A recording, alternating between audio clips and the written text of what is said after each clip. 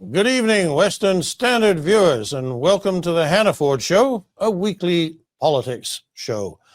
Last week, Canadians were told by President-elect Donald Trump that along with Mexico, they would be facing a 25% tariff wall on their exports to the U.S. unless they got control of north-south trade in illegal drugs and illegal aliens trying to sneak into the U.S. from Canada.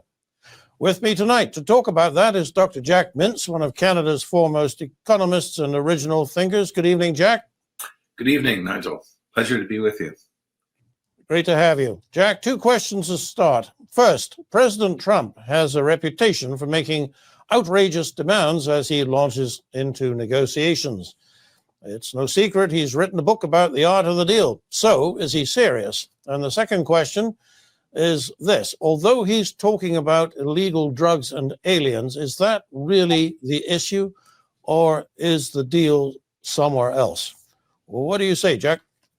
Well, first of all, on is this kind of like typical Trump stuff what we saw in the first mandate, where he certainly threatened tariffs of all sorts of things, and of course he opened up NAFTA, the negotiation over our free trade agreement with the United States and Mexico, and some of it was bluster in the sense that he was trying to get certain deals made. He's a transactional person. But as we saw with NAFTA, the deal was opened up and there were some changes that were made, and that did happen. I think we're in a very different situation now for this mandate. I don't think it's exactly the same as before. First of all, I think there's very broad support in the United States for favoring domestic production. And I think also the Republicans are looking at tariffs not just only to protect industries in the United States and draw investment back into the United States, but also as a source of revenue. And so Trump has said during the election that he wanted to put in a broad-based tariff on all countries. He talked about 10 or 20% at that time. And I think there's actually a very serious possibility that he may want to do that as a way of trying to not just achieve his trade goals, but also to get the kind of revenues he would need. And this isn't the only source, but it'll be one of the sources to help pay for the tax cuts and the need to balance the budget, or at least try to move to a smaller deficit in the United States. So if you're going to sort of make all the things come back together, I think we're in a very different situation right now. And of course, his threatening of 25% tariffs in the case of Canada and the United States, I think that is something where perhaps relief would be given if the right actions are going to be taken. And I think that is his goal. Sorry, go finish up. Well, I was going to answer your second question, which was, about the border and security of the border. The initial Canadian response was, "Oh, this is a much bigger issue for Mexico than it is for Canada. Like, why are we, being brought into this?" And you might argue that it's a bit unfair to put 25% on Canada, just like Mexico, given the millions that have been involved in illegal immigration coming into the United States, compared to what I've just read recently. The Americans have caught close to 200,000 trying to come into the United States, so from the northern border. But I think there are some issues that need to be dealt with, and we can get into more detail later on. But as it was reported today, out of the people that the Americans have caught at the southern and northern border as potential terror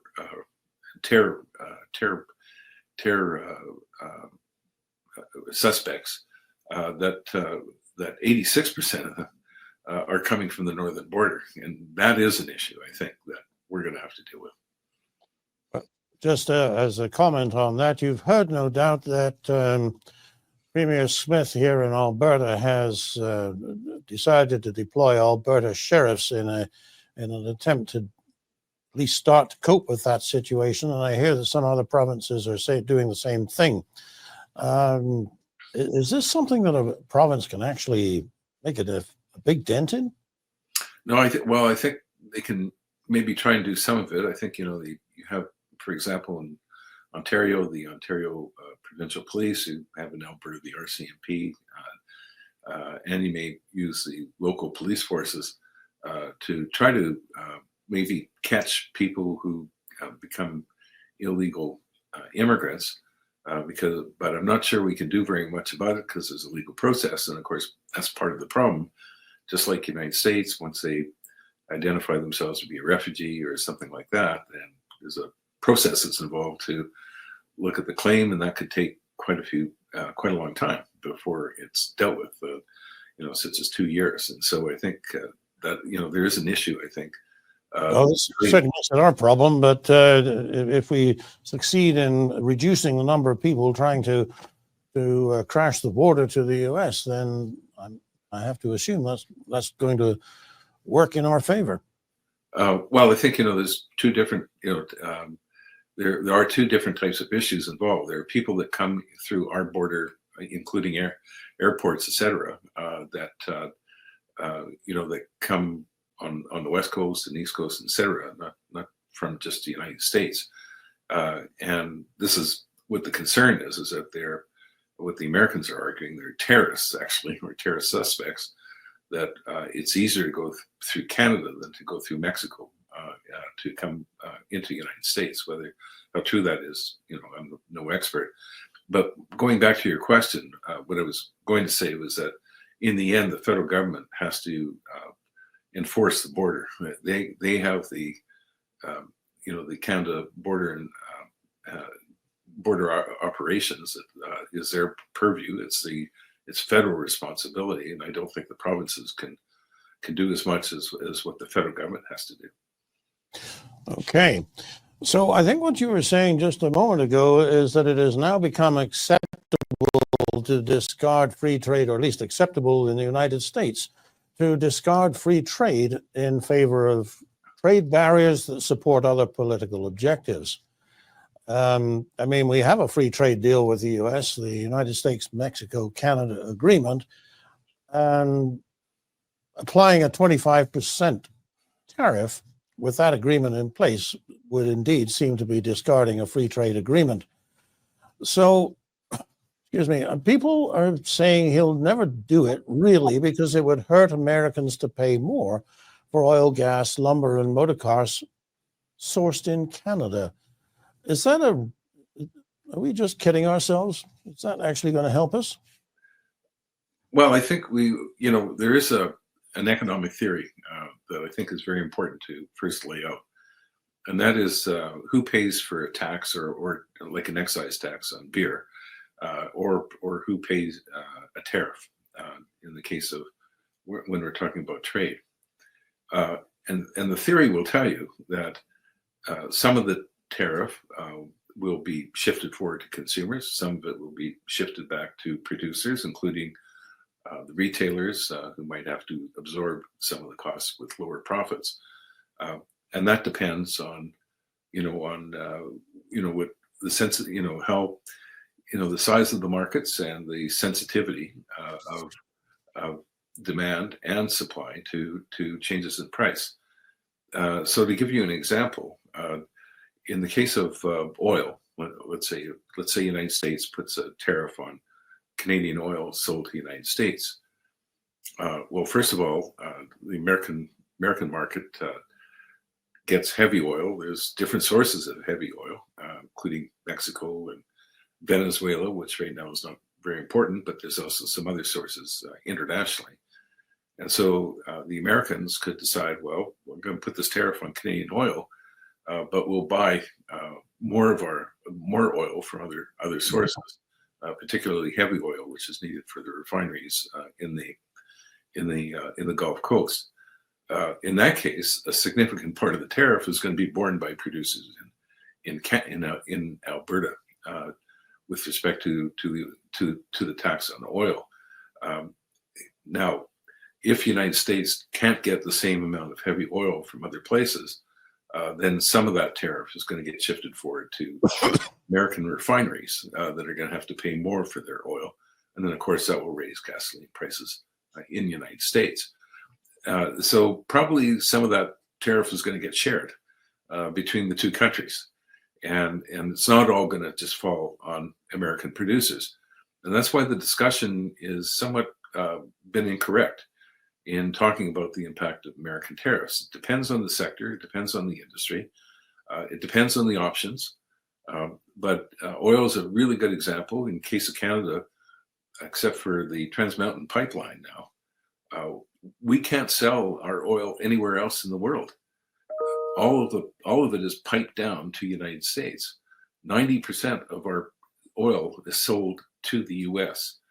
And so if you put a tax, if the Americans put on a tax, we have no options. We can't say, oh, we're going to take our oil and ship it somewhere else. We can with the TMX. We have maybe 900,000 barrels per day that we could kind of shift over to some other countries. But even then, you have to sign long-term contracts and all sorts of other things to do that. The main point is that we're really beholden to the U.S. when it comes to oil, but we're also really beholden to the U.S. with respect to the auto industry, which is also very integrated in North America. And again, 90% of our autos and auto parts are sold to the United States, of our exports. And you take these two industries, both oil, gas, refined petroleum, and the other one being the auto sector, which is both cars and parts, you add them together, that's 1/3 of all of our exports that we sell to the rest of the world. And those two industries are completely beholden to the United States in terms of our total trade, 90% of it. So we don't really have very many options. And so that means that you put a tariff on, there's a good chance that we're going to absorb some of that tariff. It's going to hurt us. It'll probably hurt the U.S. a bit too, but in the end, I think we're going to suffer more of it, given the size of the market in the U.S. and given the options that the U.S. has that we don't have. Well, you think of softwood lumber. If they apply a tariff to that, I think we're their main source for, what the basic construction material of a house is. So that's going to have an upward pressure on home prices in the United States. I would have thought. Do we have any leverage there, perhaps? Well, again, it depends on how much is can we divert to other countries. That's the point of this theory. It tells you that if you're even if the U.S. is reliant on our wood, which again, there's other wood coming from Norway and other countries that could be bought, but even if they are very much beholden on U.S. or Canadian lumber sales, the question is, do we have options to sell our lumber somewhere else? And in the case of lumber, we actually do sell to Asia, so we do have some options that are available to us. And so probably, I suspect, in the case of lumber, more of the tariff would fall on consumers in the United States. But there was a study done on the Chinese tariffs that the Americans put on. Trump had originally put on, and Biden continued them. Actually, people forget this is not just Trump. This is now something that's done on both sides of the aisle in the United States. Both Republicans and Democrats support these things. And the Chinese tariffs were found to be significantly shifted forward to the U.S., but surprisingly not so much through higher consumer prices, but impacting retailer margins in the United States. Was kind of an interesting story in itself. From what you're saying, Jack, it seems to me that diversification of Canadian trade should be the long-term goal of any government. And certainly I do well recall writing several speeches for Mr. Harper back in the day, in which we were applauding New Deals in Europe and in Asia and so forth. But this seems to have fallen by the wayside. With agreements, if we had agreements all over the globe, we wouldn't be in such a tight spot now. And if we had ramped up the infrastructure to export oil and LNG off the West Coast, do you think that Mr. Trudeau now regrets canceling and discouraging those projects? Oh, I don't know if he regrets it. He's so concerned about climate change, even though natural gas sales, for example, internationally, if it leads to the reduction of coal consumption internationally, that actually could be a win in terms of climate change, not a loss. Mhm. That aside, I don't think he regrets it at all. I think that's because his main and only priority has always been climate change. Even now, he talks about how climate change is more important than putting food on your table. So I don't think he regrets it at all. But it is a good example. We talked about trying to beef up our transportation networks. There's been the Northern Corridor proposal, trying to have more opportunities to sell our goods and services internationally, and oil and natural gas is a good example. LNG, we had tremendous number of proposals made around 2010 to build LNG plants in BC, and only one went ahead, and it's now just coming onto production soon. And so we've talked the game when it came to oil and gas, but instead we didn't do anything after all that time, except for the TMX pipeline. That's been the only one that had any success. And at the same time, when you look at some of our other sectors, we still tend to be very focused on the U.S. and 75% of our total exports go to the United States. I just mentioned the auto and the oil and gas sector because they are our two biggest export earners, and 1/3 of our total export earnings, and yet they 90% of that is sold to the United States, which means that we do have a little more diversification in some of the other areas, which is good. But we haven't really done very much outside of some trade agreements. But again, we're still very much dependent on our trade with the United States, which perhaps is not surprising because that's the shortest distance for much of our production in Canada. You just have to hop over the border and send some things down into that very big U.S. market, which is now 25% of world GDP. Changing the subject very slightly, Jack, we like to think we're a free trade country, but as I was buttering my toast this morning, I reach into the fridge and I pull out a fresh pound of butter, and it occurs to me that we get all het up when Trump makes these kinds of demands, but we still have supply management. So when it comes to free trade, how clean are our hands? Are we just talking the talk? Well, I think, I think the article that I had this morning, I think was trying to make the point that for years, especially after the Second World War, we adopted a principle of free trade. In fact, the British did through the British Empire back, even earlier after the abolition of the Corn Laws in Great Britain in 1846. But the idea of free trade became very much an objective for governments in order to keep prices lower for consumers and also specialize in the industries that you're most able at and have the highest productivity and lowest unit cost to sell abroad. And so those were some of the things that we did that many countries pursued. And when you go to before 2008, if you look at the kind of advice that the World Bank gave, the International Monetary Fund, as well as other within many countries, the idea of opening up borders, allowing for import competition, all those things were good. They were viewed as very good things to do. Free trade was an objective. Didn't mean that we had a perfect free trade, and there were certainly areas that we did that, where we tried to protect industries, but still the principle was accepted. And I think today that's all gone now. That has changed in 20 years. No longer are countries free traders. So we can easily, and Canada is included there. We can blame Trump for doing what he's doing and criticize him, but on the other hand, we're not pure either. And supply management is a perfectly good example. Everybody will write, or any economist worth the salt will tell all the terrible things about supply management. First of all, it leads to higher butter prices, higher milk prices, because of the restrictions on imports coming into the country. It also leads to inefficient farms the typical dairy farm in Canada's got 100 cows.